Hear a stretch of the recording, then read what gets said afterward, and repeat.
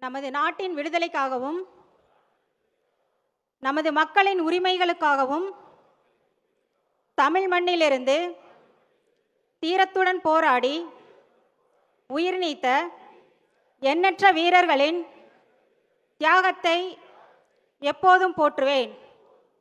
நமது அன்னை தமிழ் மொழியை காக்க உயிர் தியாகம் செய்த மொழிப்போர் தியாகிகளின் இலக்கை நிறைவேற்றும் வகையில் தொடர்ந்து பாடுபடுவேன்.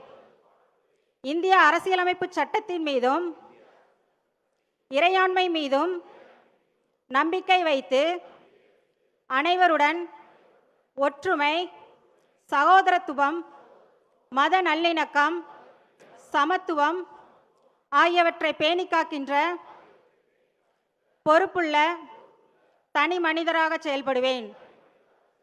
மக்களாட்சி, மதச்சார்பின்மை, சமூக நீதி பாதையில் பயணித்து என்றும் மக்கள் நலச் சேவகராக கடமையாற்றுவேன் என்று உறுதியளிக்கின்றேன். சாதி, மதம், பாலினம், பிறந்த இடம் ஆகியவற்றின் பெயரில் உள்ள வேற்றுமைகளை களைந்து மக்களிடையே விழிப்புணர்வை ஏற்படுத்தி அனைவருக்கும் சம வாய்ப்பு, சம உரிமை கிடைக்க பாடுபடுவேன்.